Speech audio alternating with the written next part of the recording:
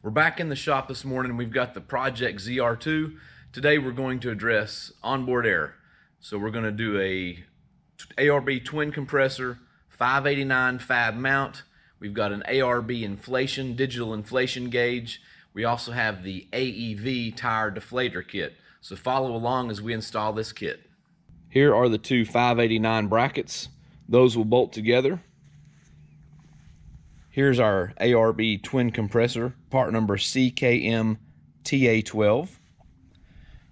The compressor pump-up kit, part number 171302.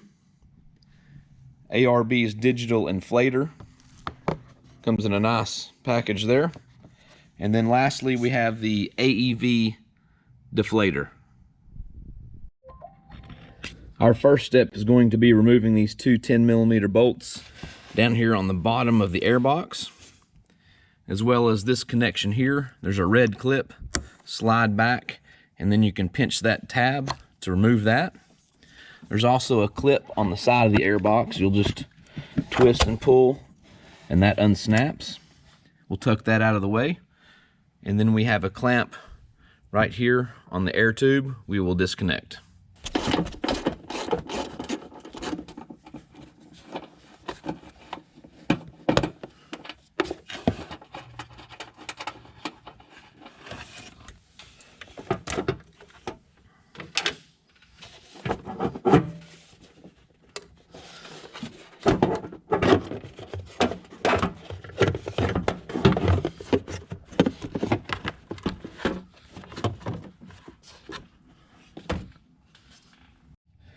While we're working in the area, we've got this open intake tube here.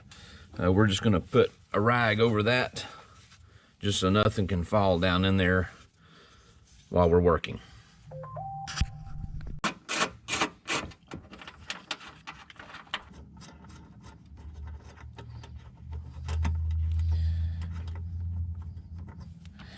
And then this jug should lift out of our way here. It unsnaps. There's a right here on the side, you can see a spot where it keys into this channel. So it could get, that plastic could be stuck, it just kind of pull it loose. Now we can move this out of the way, but be careful because you can have hot coolant if your engine's been running for a while, and also it could possibly leak out of the cap. So we're just gonna put it out of the way, but keep it upright. All right, so now we're ready to assemble the bracket. It was a little confusing at first. Here's the picture they have. You can see one piece here and a second piece go over there. These are instructions we printed off the same day that we're installing this. But our bracket looks a little different. It's got a piece that wraps around the back.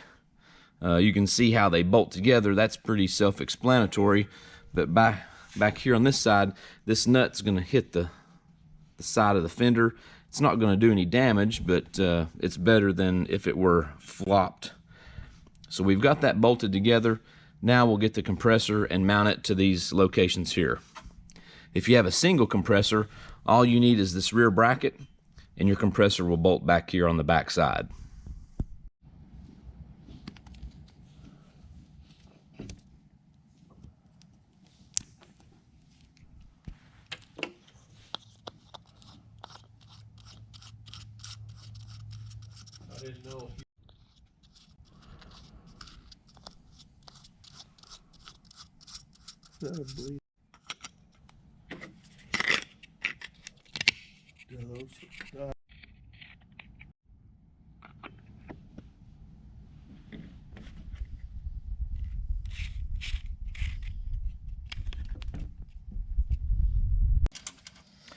The compressor's held on with 4 M6 bolts with a 10mm head. Each one of those gets a lock washer and a flat washer. And what we're going to do is we're going to install the compressor where the intake filters are toward the front of the vehicle. And what I believe that's going to do for us is give us this whole area back here for the wiring to connect. So that compressor will slide in right here. And although we have 8 bolt holes, the ARB compressor only gives you 4 bolts, which is plenty sufficient. If you want to put 8 bolts in there, you can, but it's not necessary.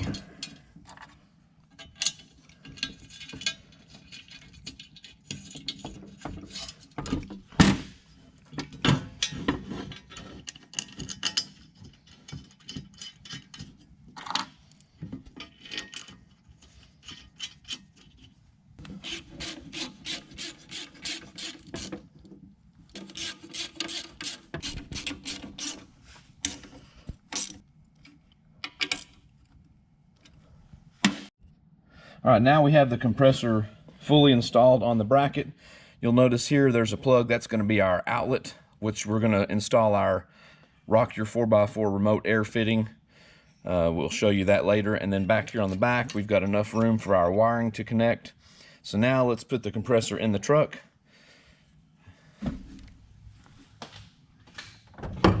Here's that washer, or not washer jug, the overflow and the pressure jug for the radiator. That's going to be a little in our way as we do this, but you can kind of fish it in there.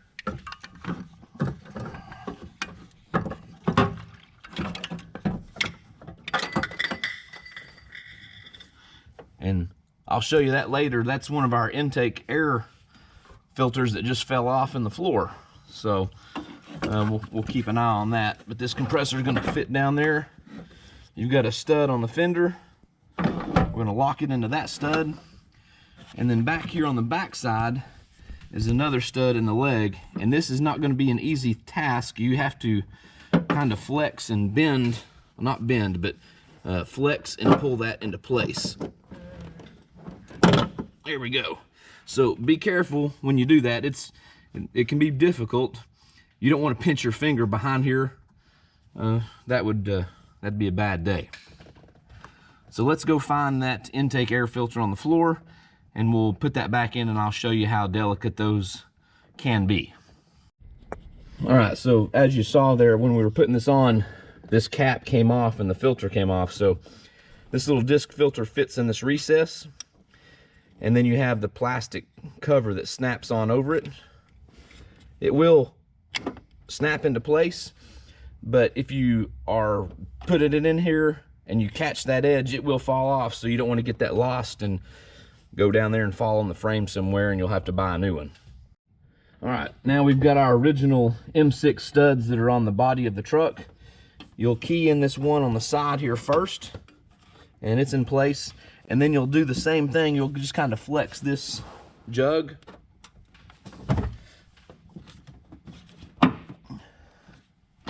There you go. And then it pops back in place.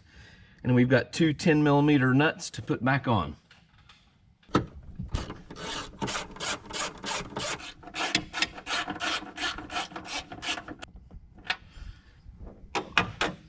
All right, now that we have that installed, what we're going to go ahead and do now is we're going to start installing part of our remote air fitting, and we're going to do some wiring before we reinstall the air intake.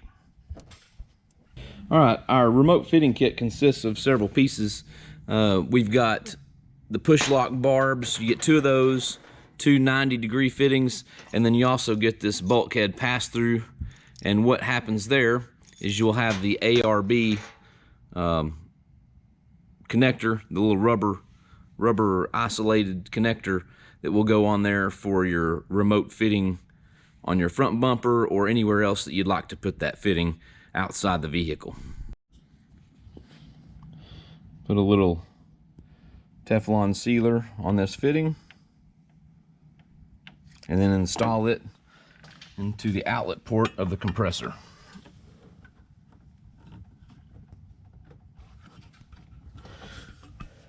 And when you tighten this on, you don't want to get it too tight because you can possibly crack the aluminum reservoir cap on the ARB compressor. So we want the outlet to be in this side on the slanted part of this heat shield. So we're going to spin it around until the outlet is pointing out this side again. So it's snug by hand. We can go maybe one more turn, and then that will be plenty sufficient. This fitting is an 11/16. And you can see right there, it's getting kind of snug. You don't want to go too tight with it, so we'll get it right here and just get it snug to where it's on this angled part so we have enough room to get our other hose connection on. So that's going to angle out this way, and we'll have our hose going out to the bumper. If you've got an aftermarket bumper, in our scenario, this hose is going to come out here, and we're going to have a fitting under the truck hood. So you'll have to pop the hood on this truck to get the air connection on, but we'll show you how that works here in just a minute. All right, our next piece after the 90-degree fitting is this straight fitting where our push lock hose will snap on here. What we do on this fitting, since it's so close to the compressor, we remove this rubber, or it's a kind of a yellow plastic piece. That, we've seen instances of that where it's gotten so hot, airing up, you know, 8 40-inch tires, where that can melt. So we take it off on the under hood connection, and we'll put a little sealer on the threads of this one.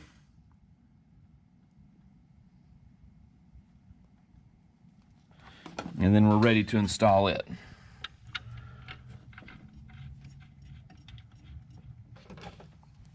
And that is a 9/16.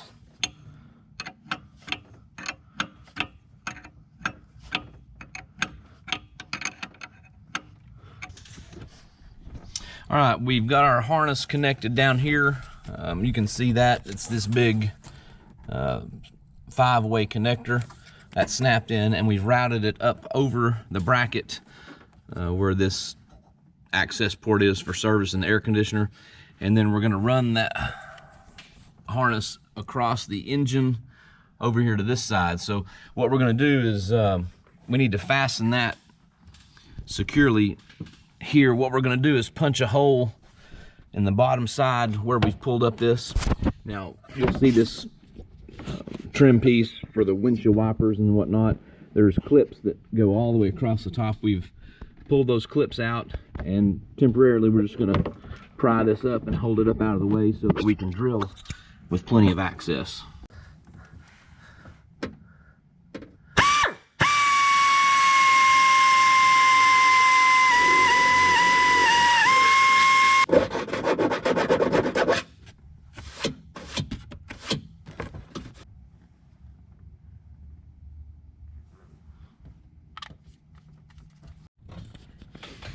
Now we have what they call a fir tree zip tie. You can see right there, it pushes up into a 1/4-inch hole and then has the zip tie made on the back side. So we'll snap that up in there, and then we can run the zip tie around the wiring harness.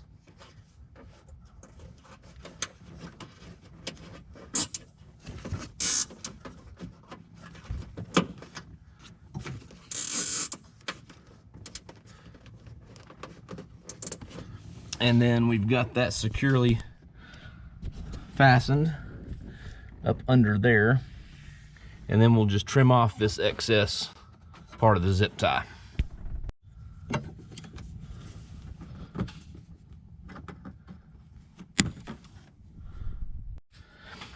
All right, now we've got the wiring harness going up over this bracket. It's a nice rounded edge, so no chance for that to chafe on the metal.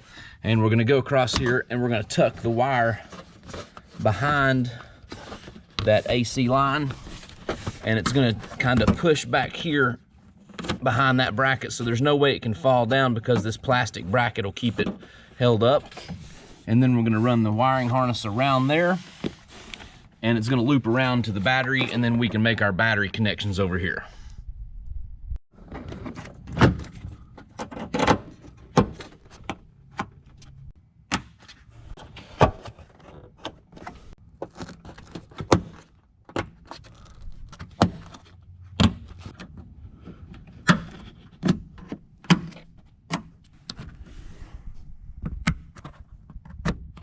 All right, now we've got our wiring run over here near the battery, and you can see here they've already got it kind of in a sleeve. We don't need it to be that long, so we're gonna come back and we're gonna cut this sleeve off back here to this area here. So I'm just gonna take a razor blade. Be careful not to cut into the wiring, but you can kind of feel with the tip of the blade where that wire is. So we're gonna cut around through there.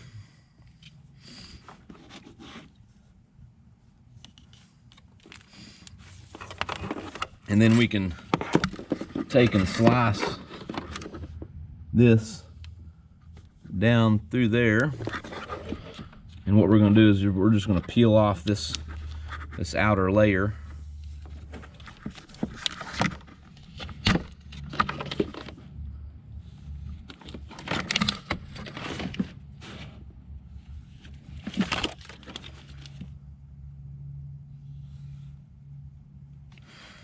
All right, so now we have that piece removed. what we're going to do is we're going to keep the power wire with the fuses and these over here out of the way, and then these two ground wires, you've got about an 8 gauge large wire and then about an 18 gauge small wire. That's going to be like the ground signal for the switches to ground the relays. What we're going to do is we're going to cut that off and we're going to attach it to this stud back here on the back. That's also a 10 millimeter. We've got there's a factory wire already connected there, but we're just going to piggyback off that, add a ring terminal to this, and attach it as well.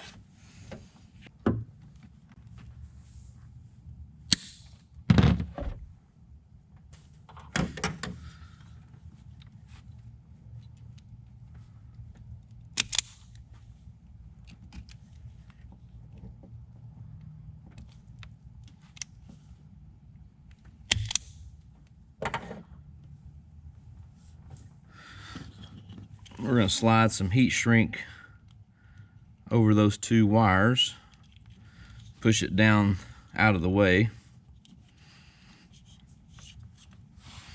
and then we've got a ring terminal here that has enough room for both of those wires to go in there.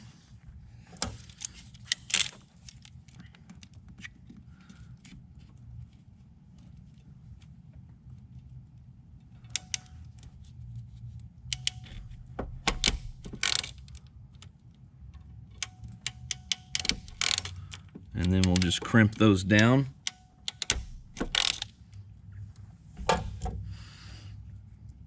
And now we just test that and make sure it's not going to go anywhere.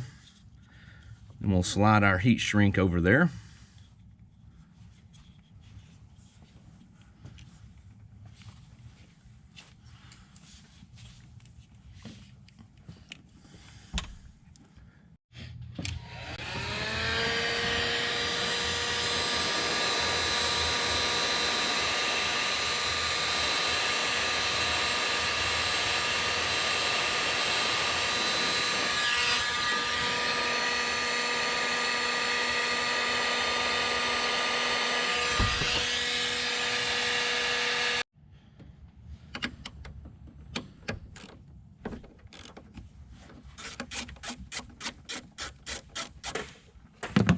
All right, again, that's a 10 millimeter socket that fits that. And now we can secure our ground cable to that stud.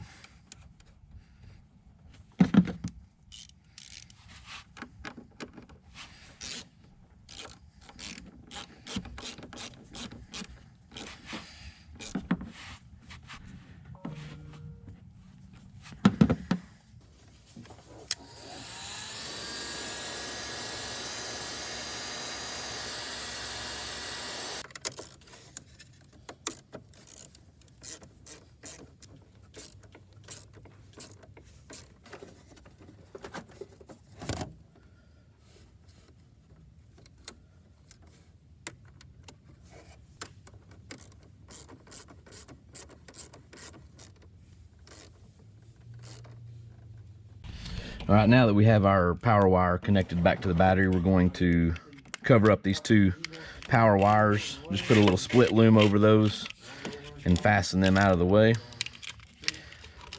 So we'll tuck that down in here and run that on the back side there. And then now we can continue with the rest of the installation. All right, we've reinstalled the lower part of the air cleaner assembly. We disconnected that. There's 1, 2, 3, 4 Phillips head coarse head screws that pop that top cover off. So we went ahead and put that back in and fastened our two 10 millimeter nuts down there. So that's back on. Now we're going to reinstall the top part of the air cleaner housing.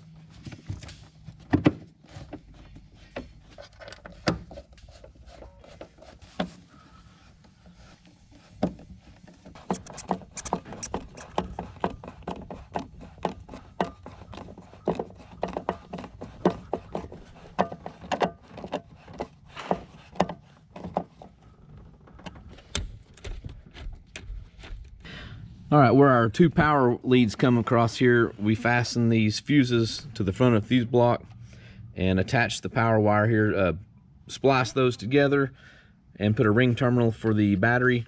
The reason we didn't use these others is all of these have a fuse already on those, and we didn't want to piggyback off of any of those and then change the integrity of those circuits.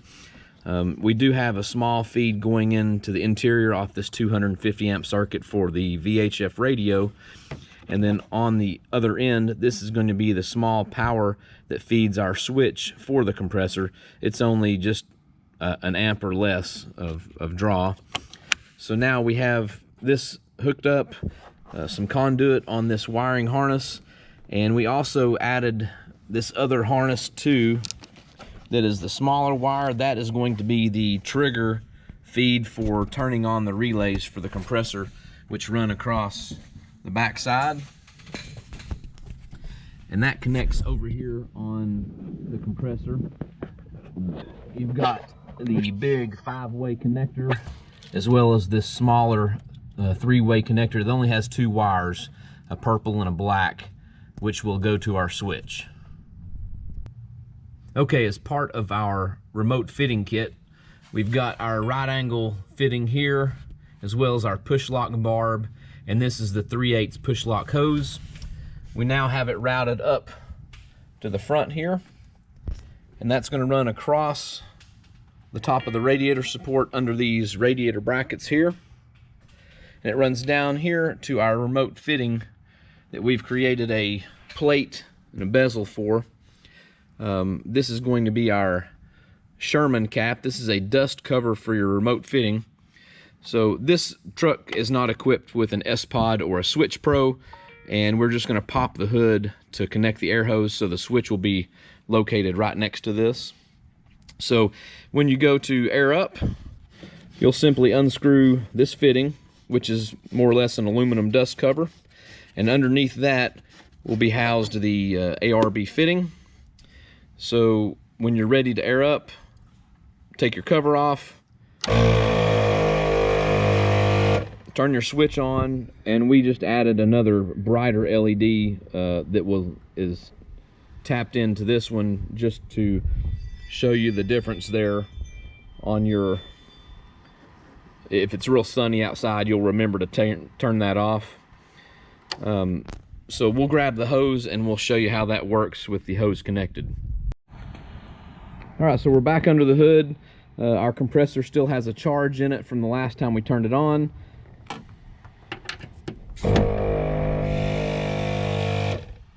Hook up your air hose, and now you can air up after a long day of wheeling.